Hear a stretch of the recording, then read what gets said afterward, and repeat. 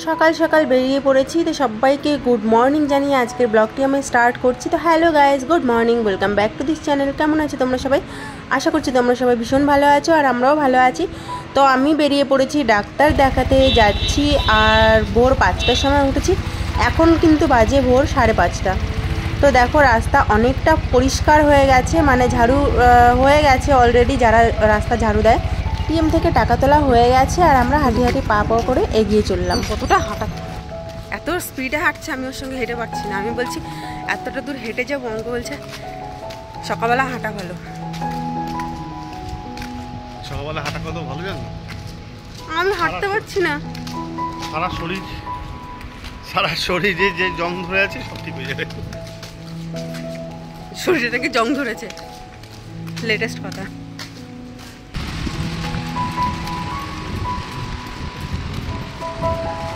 প্রায় আমরা পৌঁছে গেছি আর এখন বাজে 5:45। তো আমরা মেট্রো স্টেশনে পৌঁছেও গেছি, টিকিট নেওয়া হয়ে গেছে কাউন্টার থেকে আর স্কেলেটারে করে উঠে গেলাম। আমার কিন্তু ভালোই লাগে স্কেলেটার চড়তে। আমার যদি কেউ যদি না থাকতো না, আমি একা থাকতাম, তো আমি বারবার নামতাম আর উঠতাম। আমার কিন্তু ভীষণ মজা লাগে। এদিকে মেট্রোর জন্য অপেক্ষা করছি, এক্ষুনি মেট্রো চলে আসবে প্রত্যেক 5 মিনিট পর পর। উঠেও গেছি। বাইরের ভিউগুলো সত্যি এত ভালো লাগে। আর আমার কিন্তু মেট্রো চড়তে ভীষণ ভালো লাগে। তোমাদের মধ্যে কার কার মেট্রো চড়তে পছন্দ, কে পছন্দ করো কমেন্ট করে কিন্তু অবশ্যই জানাবে। একদম স্মুথলি চলে আর এসি চলে না, কোনো ঝটকা না, কোনো ভিড় না, কোনো কিছু। আমার কিন্তু ভীষণ ভালো লাগে।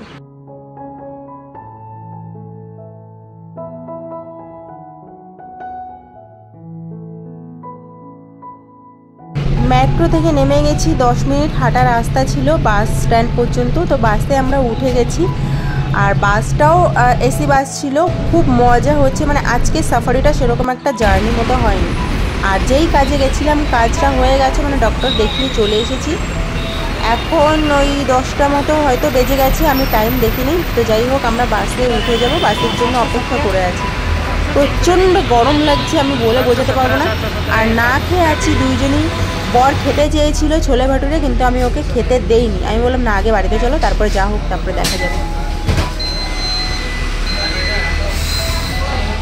গরমে একদম পুরো নাজেহাল অবস্থা। ভালো বলো, সত্যি ঘরে গিয়ে স্নান না করলে হবে না একদম। আগে ঘরে গিয়ে সবার আগে স্নান করতে হবে। অবস্থা একদম পুরো কাহিল হয়ে গেছে। টাইম কটা বাজে? 10:09 বাজে। ঘর থেকে বেরিয়েছি 5:30।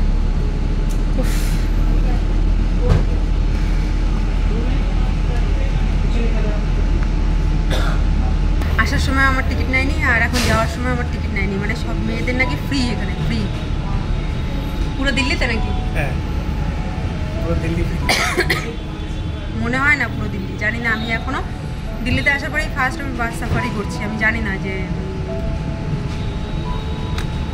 ভালোই লাগছে। কোনো মেয়েদেরই ভাড়া নেয়নি, লেডিস ফ্রি, প্রত্যেকটা বাসে লেডিস ফ্রি। এই দেখো এসি, প্রত্যেকটা সিটের ওপরে এসির পয়েন্ট করা আছে। জায়গা নতুন হলে যা হয়। আমরা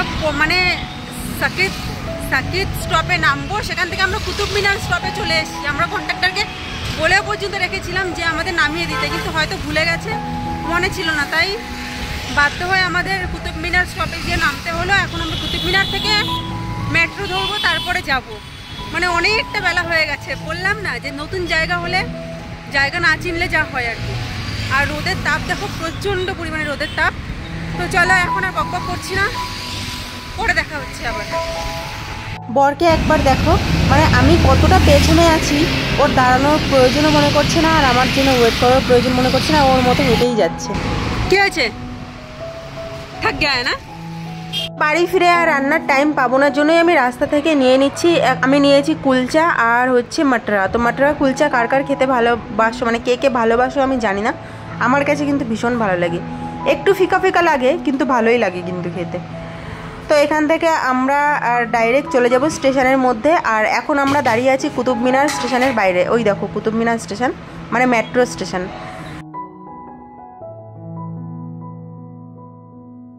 এবার টিকিট কাটতে হচ্ছে আর টিকিট কেটে তারপর আমরা মেট্রো করে ডাইরেক্ট চলে যাব সিকান্দারপুর স্টেশনে নেমে বাড়িতে যাওয়ার আগে বর বললো একটুখানি মাছ নিয়ে নেবো। একেতেই এতটা বেলা হয়ে গেছে, এত গরমের মধ্যে আমার ভালো লাগছে না, তবুও বর বললো না চলো দেখি ছোটোখাটো যদি কোনো মাছ পাই তাহলে মাছ নিয়ে নেব।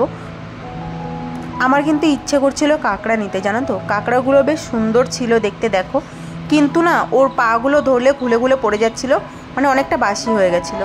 এইসবে ঢুকলাম ঘরে এসে জিজ্ঞাসা করলাম কি খেয়েছিস, বলছে ডিম টোস্ট, মানে একা একা ও ডিম টোস্ট করে খেয়েছে। কত বড় সাহস, মানে ও গ্যাস জ্বালিয়ে ডিম টোস্ট করে খেয়েছে। তোকে বারণ করা হয়েছিল? ব্রেড ছিল, জ্যাম ছিল, খেতে একটু ইচ্ছা করছিল তাই খাচ্ছি। তা আমি বাড়ি আসতে আমাকে বলতে পারতিস না বানিয়ে দাও। যাই হোক, বাজার থেকে একটুখানি মাছ নিয়ে এসি। কি মাছ নিয়ে এসি আগে একটুখানি ফ্রেশ হই, তারপরে তোমাদের সবাইকে দেখাবো। ভীষণ গরম লেগে গেছে, এই সবে ঢুকলাম, এখনো জল খাইনি, তো আগে একটু রেস্ট নিয়ে নিই তারপর বলছি।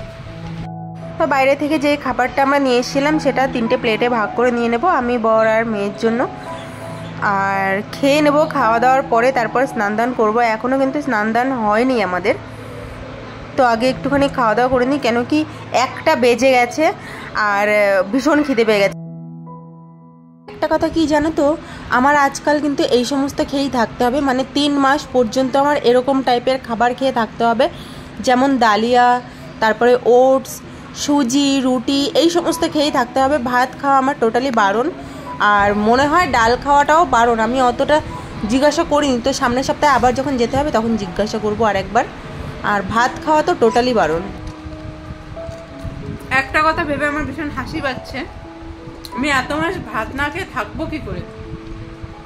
তোমার বডি দেখাবো না, মুখ দেখাচ্ছি বলো, আমি এতদিন ভাত না খেয়ে থাকবো কি করে? বিহারি হয়ে যাও, রুটি খাওয়া মাছ দিয়ে, রুটি খাওয়া মাছ দিয়ে। আমার ভাত খাওয়া বারণ, একদম টোটালি বারণ। জানি না কপালে কি আছে। যাই হোক, মনে হয় একটু রোগা হয়ে যাবো। তবে অল টাইম কোল্ড ড্রিঙ্কস খেতে বলেছে, কোল্ড ড্রিঙ্কস খেলে তো মোটা হয়। জানি না রোগা হবো না মোটা হবো বুঝতে পারছি না, রেজাল্ট তোমাদের সামনে আসবে 2-3 মাসের মধ্যে।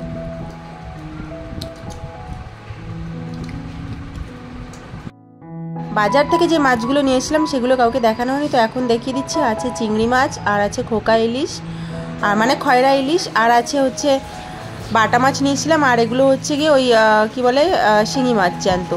তো স্নান দান কমপ্লিট করে, মানে মাছটা কেটে তারপর স্নান দান কমপ্লিট করে আমি চলে এসেছি।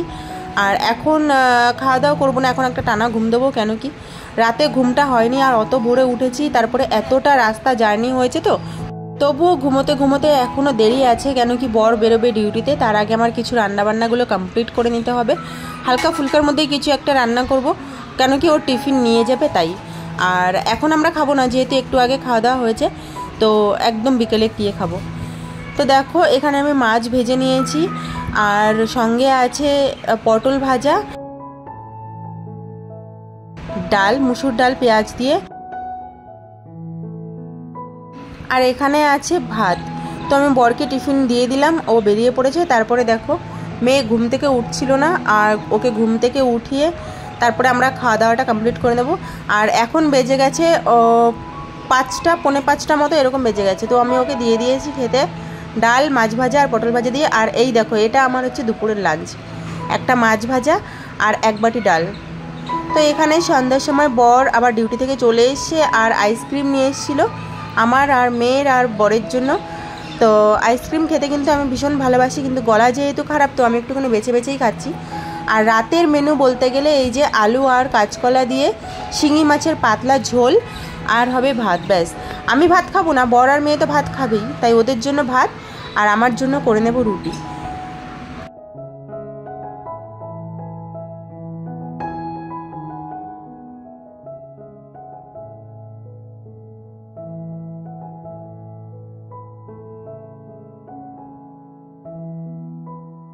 কোনো মশলা ছাড়া একদম শুধু লঙ্কা ফেলে দিয়ে, মানে লঙ্কা চিড়ে দিয়ে মাছের ঝোল পাতলা, এই দেখো একদম প্লেন ঝোল। আর ওদিকে আমার রুটিটাও হচ্ছে, এদিকে মাছের ঝোল প্রায় ফুটে এসে 2 পিস রুটি করেছি, বেশি রুটি করে নিই, কেন কি খেতে সেরকম একটা ইচ্ছে করছে না। এদিকে ঘরের টুকটাক কাজগুলো আমি একটুখানি গুছিয়ে নিচ্ছিলাম, আর আইসক্রিম খেতে বসে গেছি, যেটা সন্ধ্যার সময় নিয়ে এসেছিলো। তারপরে একদম চলে যাচ্ছি রাতের ডিনারের সময়। আর ডিনার আমরা এখানে করতে শুরু করে দিয়েছি। আমার তো খেতেই একদম ইচ্ছে করছে না, ভালো লাগছে না, তো আর বেশি বক বক করবো না। এই দেখো আমার ডিনারের থালিটাও একবারে দেখিয়ে দিলাম। মাছের ঝোল আছে এখানে, আর একটা ডিম অমলেট, আর দুটো রুটি, আর সঙ্গে আছে লিমকা। তো চলো আজকের মতো ভিডিওটা এখানেই এন্ড করছি। দেখা হচ্ছে নেক্সট কোনো ব্লগে। ততক্ষণের জন্য যে যেখানে সুস্থ থেকো, ভালো থেকো, সাবধানে থেকো। চলো টাটা।